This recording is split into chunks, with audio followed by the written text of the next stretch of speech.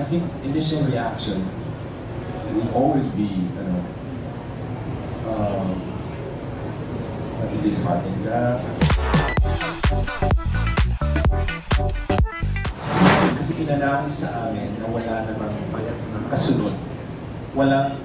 Nung sinabi sa amin na magsara na, parang, okay, so what's next? Walang ganun na may papalit, parang ganun.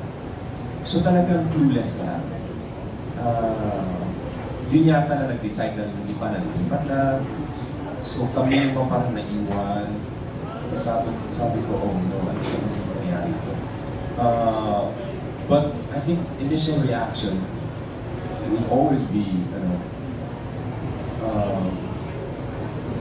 disheartening ka,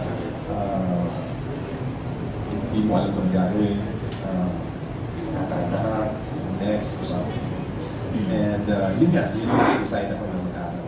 Pero you never thought of leaving the network and going back to... Sa awa ng Diyos, hindi ko naisip. Kasi, I think, bago lang din ako doon sa GMA. Tsaka, in all fairness sa GMA, grabe din naman yung pag-alaga nila. I mean, hindi naman nila ako pinabayaan din.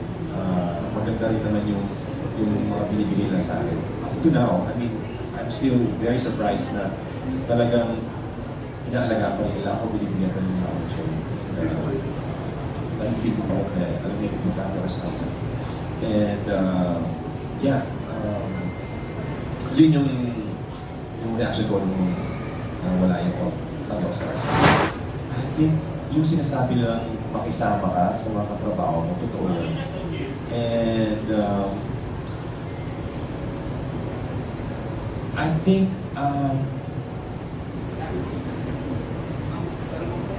grabe no, kasi kung isipin mo, wala naman talagang sikreto kung paano ka mag-stay dito sa show business. That's what I feel.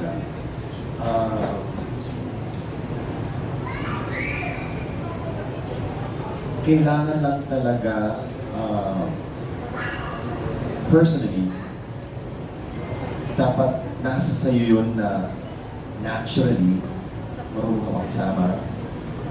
Hindi kasi pwedeng pilitin eh. Hindi kasi pwedeng, kasi ito yung mag-work gagawin ko. Kung ayaw mo rin kasi, kung hindi mo passion, hindi ka passionate, kahit ano gawin mo, hindi mag-burnout ka talaga. Hindi kulang yung makikisama ka lang. Kasi pwede ka naman makisama, pero paano kung wala kang passion? Hindi mo gusto ginagawa. Pero gusto mo lang kahit sa katrabaho mo para tumagal ka, but you're not really passionate about your craft. So medyo mahirap din. I think balance, importante. Magiging realistic ka. Dapat alam mo kung ano yung tama para sa'yo at ano naman yung hindi naman para sa'yo, magbigay